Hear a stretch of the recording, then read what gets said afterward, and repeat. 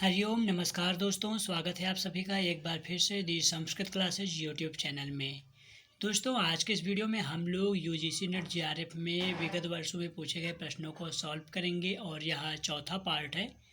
यहाँ पर हम लोग देखेंगे कि आयोग किस प्रकार से प्रश्नों को पूछता है, इससे आपको एक आइडिया हो पाएगा और साथ ही आपके लिए एक टेस्ट होगा। ये प्रश्न बार बार रिपीट हो रहे हैं, इसलिए आपके लिए इम्पोर्टेंट हैं। तो बने रहें वीडियो में अंत तक, और अगर चैनल पर नए हैं तो चैनल को सब्सक्राइब कर लीजिए। चलिए शुरू करते हैं। सबसे पहला क्वेश्चन है सत्व प्रधानम इति मन्यते। विकल्पम अस्ति उपसर्ग, नाम, आख्यातम, निपात। तो मित्रों, इसका सही जवाब हो जाएगा विकल्प बी, जिसको पहले से हमने अंडरलाइन कर दिया है। सत्व प्रधानानि नामानि, ऐसा यास्क ने लक्षण किया है नाम का। सत्व प्रधानानि नामानि, विकल्प भी सही है। अगला क्वेश्चन है जो कि बहुत इंपॉर्टेंट है और कई बार पूछा गया है यूजीसी परीक्षा में। पद पाठ है इत्यस्य परमम प्रयोजनम अस्ति। पद पाठ, इसका क्या प्रयोजन है? विकल्पम अस्ति भवताम समक्षे पठ निर्माणम, शब्द निर्माणम, वेद पाठ रक्षणम, मंत्र गानम। मित्रों, इसका सही जवाब है विकल्प ए, पद निर्माणम। प्राचीन ऋषियों ने वेद मंत्रों की सुरक्षा के लिए मुख्यतः संहिता पाठ और पद पाठ किए हैं। पद पाठ के प्रणेता शाकल्य ऋषि माने जाते हैं। संहिता के पदों की संधि आदि को खोलकर पद पाठ का प्रचलन किया था। पद पाठ में प्रत्येक पद को अलग अलग करके पढ़ा जाता है। यहाँ पर विकल्प ए सही होगा।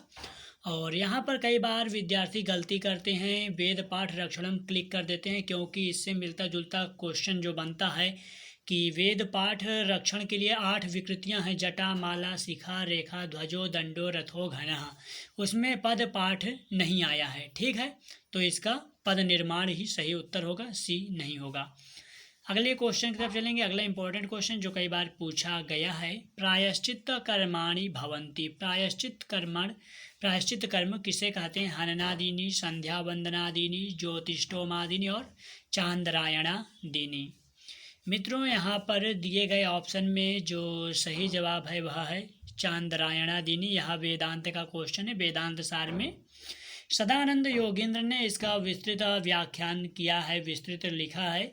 चांद्रायण जो है यह एक प्रायश्चित कर्म है जो कि बहुत क्लिष्ट होता है। संध्या वंदनादीनी यह नित्य कर्म होता है। नित्य कर्म वह कर्म होता है जो हमको करना ही चाहिए। नित्य कर्म करने से कोई पुण्य नहीं होता है, लेकिन न करने से पाप होता है। संध्या वंदन नित्य कर्म है, चांद्रायण इत्यादि प्रायश्चित कर्म है। प्रस्तुत प्रश्न का सही जवाब डी हो जाएगा। ठीक है। हननादीनी निषिद्ध कर्म है, क्योंकि हनन किसी का हत्या इत्यादि यह निषिद्ध है, शास्त्रों में ये निषिद्ध कर्म है। ठीक है। और ज्योतिष्टोमादीनी यह नैमित्तिक कर्म है जो किसी निमित्त से किया जाता है, जैसे पुत्र प्राप्ति की इच्छा से पुत्रेष्ट यज्ञ किया जाता है, उस प्रकार से यह नैमित्त कर्म है। जहाँ पर कोई निमित्त होता है वह नैमित्त कर्म होता है। ठीक है, यहाँ पर हमने चारों ऑप्शन को अच्छे से समझा। हननादीनी निषिद्ध कर्म है, संध्या वंदनादीनी नित्य कर्म है, ज्योतिष्टोमादीनी नैमित्तिक कर्म है क्योंकि यह किसी निमित्त से होता है, तथा चांद्रायणादीनी जो है यह आपका प्रायश्चित कर्म है, और यही सही उत्तर है। अगला इंपॉर्टेंट क्वेश्चन जो कई बार परीक्षा में पूछा गया है, अधोलिखितेषु अर्वा अनिर्वचनीयम भवति। निम्नलिखित में से अनिर्वचनीय कौन है? विकल्पम अस्ति भवतां समक्षे जीव स्वरूपम अज्ञानम, जगत स्वरूपम ईश्वर ज्ञानम। तो मित्रों, इसका जो सही जवाब है वह है विकल्प बी।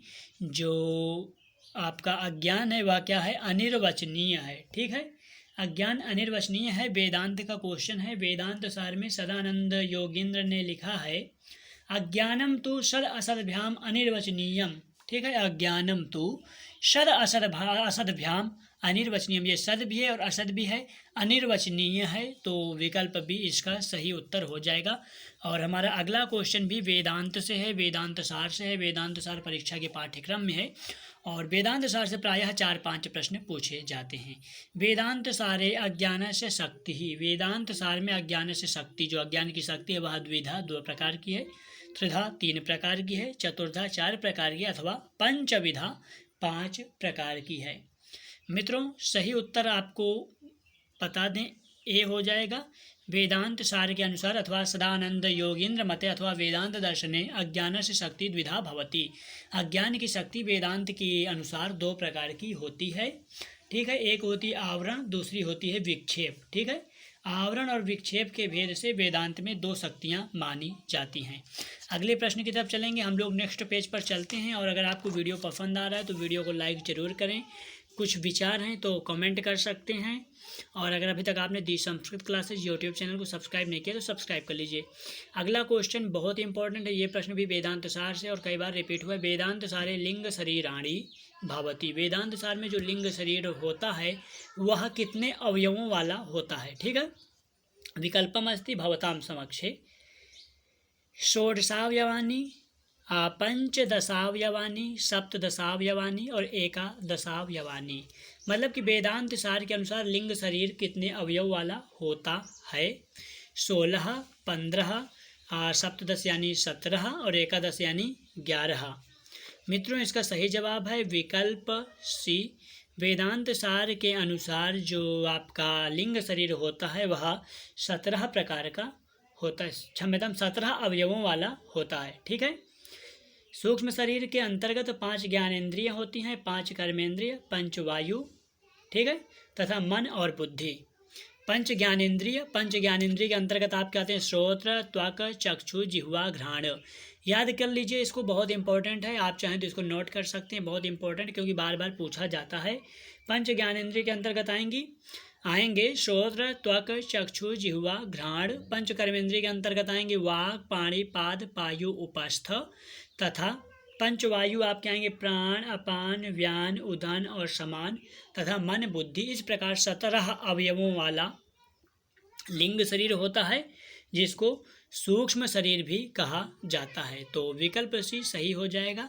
अगले प्रश्न की तरफ चलेंगे। और अगला प्रश्न है आपका है सांख्य दर्शन से सांख्य कारिका से। प्रश्न बहुत इंपॉर्टेंट है। सांख्य कारिका के लेखक ईश्वर कृष्ण हैं और सांख्य कारिका अपने पाठ्यक्रम में सांख्य मतानुसारम सत्व गुण। सांख्य मत के अनुसार जो सत्व गुण है वह कैसा है? सुखात्मक, दुखात्मक, अभावात्मक, मोहात्मक। अर्थात सांख्य मतानुसार, सांख्य दर्शन के अनुसार जो हमारा सत्व गुण है वह सुख देने वाला है, दुख देने वाला है, अभावात्मक है अथवा मोहात्मक, मोह प्राप्त कराने वाला है। तो मित्रों, इसका सही जवाब हो जाएगा विकल्प ए, अर्थात सांख्य मतानुसारम सत्वगुण सुखात्मक वर्तते। ठीक है, सांख्य दर्शन के अनुसार सत्य जो सुखात्मक है सत्व गुण। मित्रों, सांख्य दर्शन में 3 गुण माने गए हैं, सत्वगुण, रजगुण और तमोगुण, जो क्रमशः सुख, दुख और मोह को देते हैं। अर्थात सत्वगुण सुख को देता है और रजोगुण दुख को देता है और तमोगुण मोहात्मक होता है। अगले प्रश्न की तरफ चलेंगे। और अगला प्रश्न भी सांख्य कारिका से है, सांख्य दर्शन से, बहुत इंपॉर्टेंट है। सांख्य मते पंगुवद वर्तते। सांख्य दर्शन के अनुसार पंगुवद कौन है? पंगु होता है लंगड़ा, तो लंगड़े के समान कौन है? विकल्पम अस्ति भवताम समक्षे प्रधानम, पुरुषः, गुणत्रयम और अंतःकरणम। अंतःकरण के अंतर्गत मन, बुद्धि, अहंकार को रखा जाता है। गुणत्रय में आते हैं सत्वगुण, रजोगुण, तमोगुण। प्रधान नाम बुद्धि और पुरुष जो होता है वह चेतन होता है, आत्मा होता है। तो सांख्य मत के अनुसार पंगुवद अर्थात लंगड़ा कौन है? मित्रों, इसका जो सही जवाब है वह है विकल्प बी। सांख्य दर्शन के अनुसार जो इनकी आत्मा है, जो पुरुष होता है, जो चेतन होता है, वह पंगुवद होता है। ठीक है, सांख्य मतानुसार पुरुष चेतन है तथा वह निष्क्रिय होने के कारण उसे लंगड़े के समान बताया गया है, क्योंकि सांख्य दर्शन के अनुसार सारी क्रिया प्रधान अर्थात प्रकृति में होती है।